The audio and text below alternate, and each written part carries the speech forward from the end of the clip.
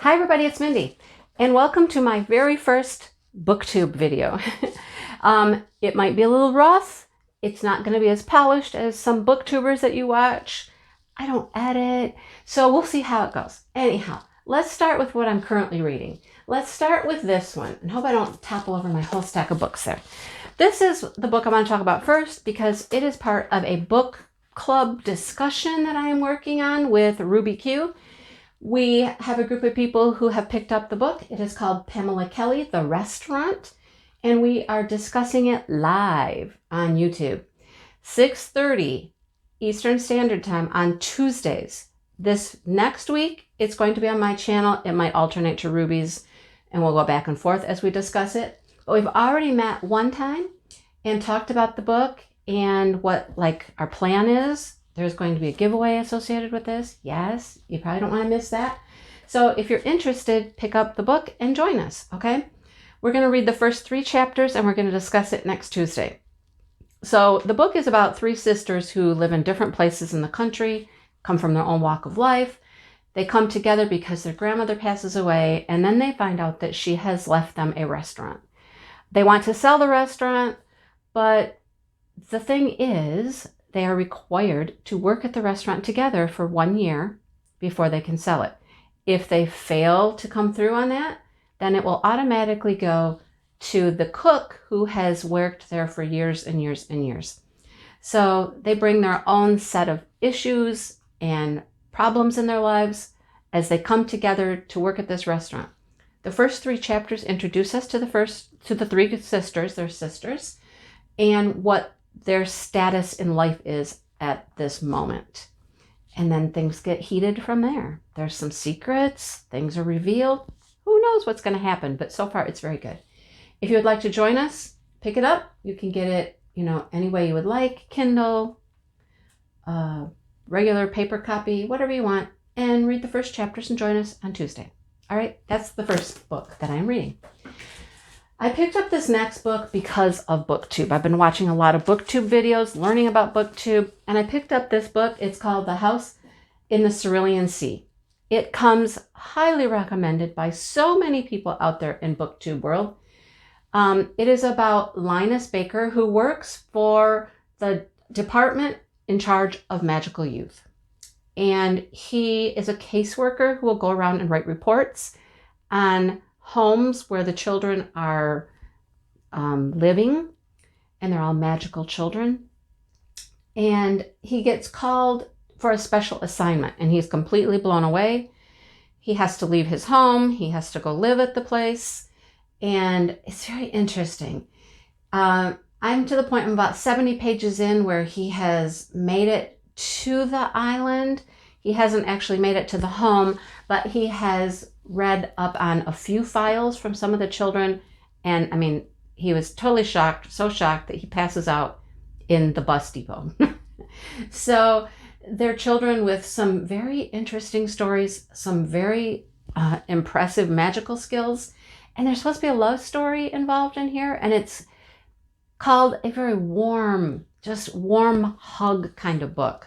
So I'm very interested to keep reading it and see what else happens. I'll kind of give you a little synopsis as I go along the way, okay? So that's the other book that I am currently reading. I picked up a couple other books, and you will not be surprised if you follow my channel, because I'm doing an event called Books and Diamonds with Urelli. And for my prize, I have given away a book and a bookmark. Well, I now have both of the books that I've given away. I had to, right? So the first one is Jennifer, I think it's Weiner, and it's called Mrs. Everything. And this book is set in Detroit in the 1950s. And it's about 2 sisters in Detroit.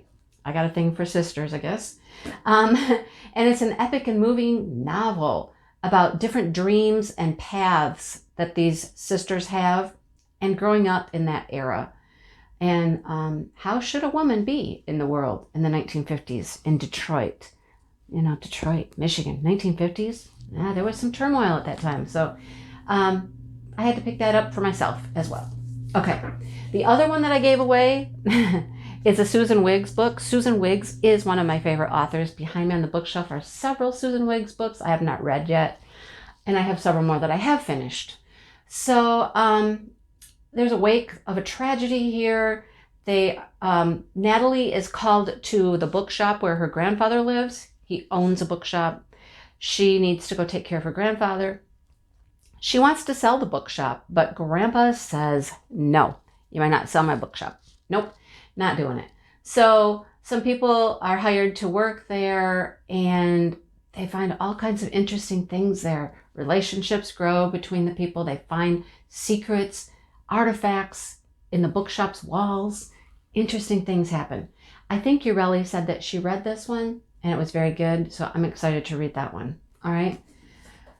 The other thing I wanted to show you is a series of books that I really, really enjoy. I've read the first one already, so I don't have it in my hands. But the first one was called A New Leash on Love. And it's a series of books. I have 4 of them here. I read the first one about a dog rescue and how people come together because of the dog rescue and develop relationships with each other over dogs. So it's kind of cool. So I already read the first one, but I'll tell you about the next ones. This one is called Sit, Stay, Love. Okay. And Kurt, he's very tied up. His heart's, and under lock and key.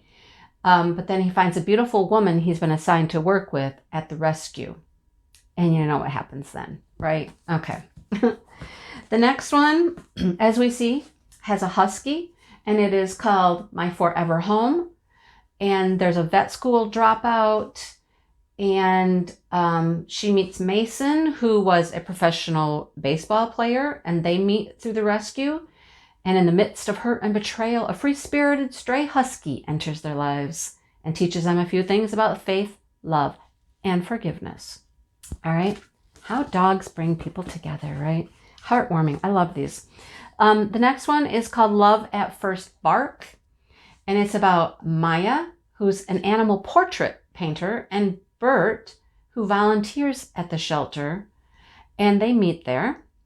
And these border collies come in, and they need to take care of these border collies. And who knew that opening their hearts and homes to animals in need and to each other would lead to so many upheavals and new beginnings, right? Okay. And the most recent one, the newest one, is called Head Over Paws. And you see there's a golden retriever on the cover. Olivia cannot have a dog of her own. She's just helping at the shelter. She meets a veterinarian who also used to be a firefighter at the site. And of course, sparks fly there as well, right? When they get together, it's clear to Samson, who is his dog, that he is taken with her. He really likes her.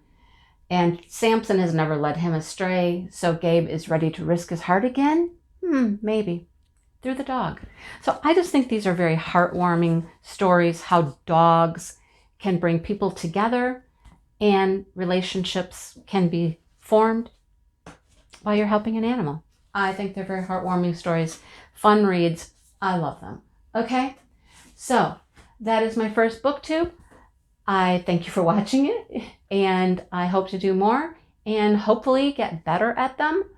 So yeah, stick around and see how things change and improve, hopefully, as I get better at this, and spend some time with me talking about books.